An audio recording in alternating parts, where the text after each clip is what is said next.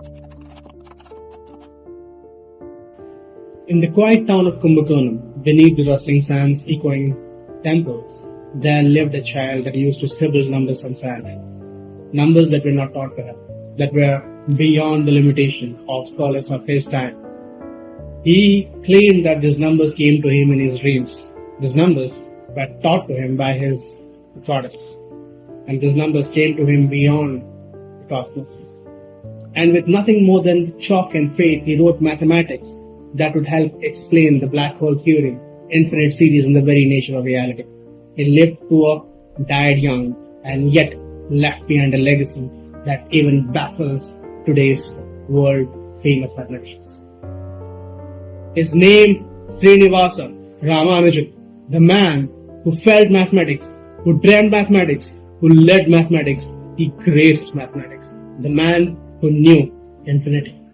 Stick around, because in the next few minutes I'm going to talk about a genius who, without any formal education, from poverty, from the very rural village of India, went out and shook the foundation of Western science.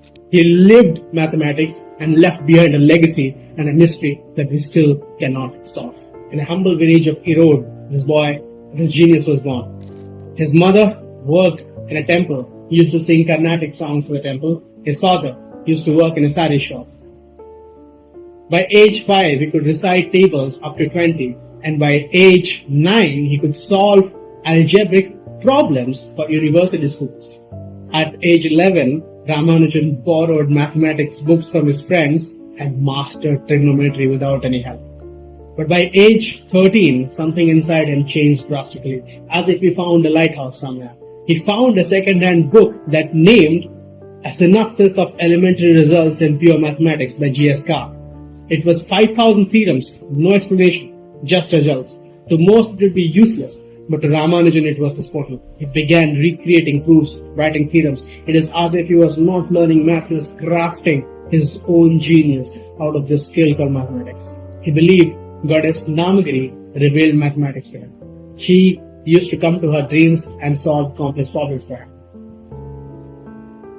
Ramanujan often would get up from his night sleep and write down formulas, and later scientists found out these were identities of modular forms. And as they say, when you're obsessed with something, you kind of forget everything around you. And same was the case with Ramanujan. He was so obsessed with math, he kind of literally forgot all the other subjects in his school, and as a result, he failed university.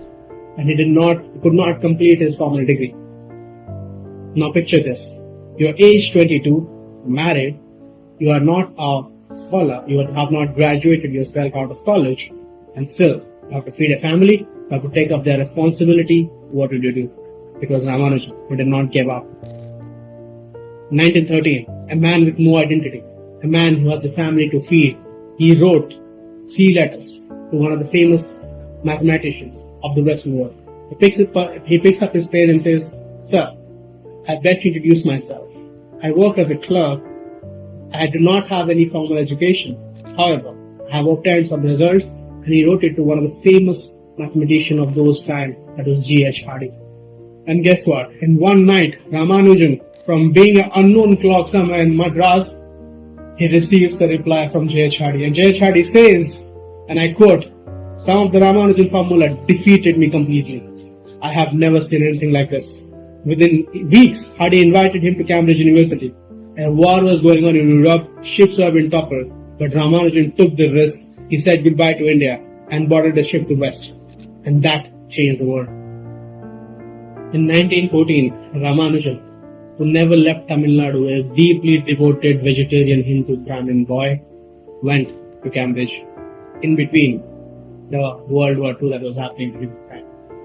And in the next few years, Ramanujan and Hardy wrote 5 groundbreaking papers on partial theory, on modular functions, on infinite series, highly composite numbers. Hardy was meticulous, logical, demanding. Ramanujan, intuitive, dream-driven, divine. Together, they were Einstein and the mystic. But Ramanujan did not have a fairy tale in the Western world. He was a strict vegetarian. He avoided meat, he avoided dairy products. And imagine, during World War when food is scarce, you're avoiding so many things, he succumbed to cold, he succumbed to tuberculosis. He faced racism, and then he had to return back. Most of us will choose comfort to create. Most of us want everything around us to work. But Ramanujan was creating while he was starving, while he was facing racism, while he was isolated from his own homeland. And his dream, his drive to do something in the world of mathematics kept him alive. Out of curiosity, once Hardy asked Ramanujan, how do you know that if this equations are correct? How do you make it so accurate? And with a smile, Ramanujan replies, just feels right. To Hardy, math was intelligence. To Ramanujan, math was divine. Math was his consciousness. So on his deathbed, Hardy visited him in a taxi.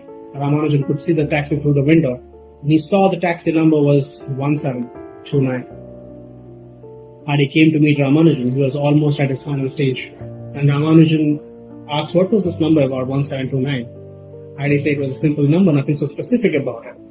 Ramanujan quickly said, it is a number, which it is the only smallest number that can be obtained by the cube of two two-digit number in two different ways. That is 10 cube plus 9 cube or 12 cube plus 1. That was the genius of Ramanujan. 1729 became a history and known as the Ramanujan number. Today, Ramanujan's work is well appreciated in cryptography, string theory. Yes, that string theory that connects quantum mechanics with reality.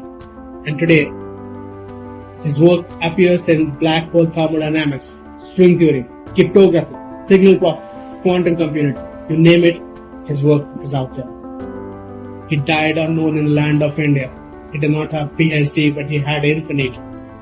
He did not just learn math. He gave math a new, different dimension. He was the man who knew infinity. If this story has moved you, remember, genius always does not come in a suit and boot. Genius always does not come from Europe. Genius can be a man sitting somewhere in the rural village with a chalk and slate solving mathematics. The dream that is so high that can shake the entire world of Western science. And a man who dreamt, who lived, and who gave a different dimension that is helping millions across the world. This is Uncle Siddharth signing off, and you are watching the Uncle Siddharth channel.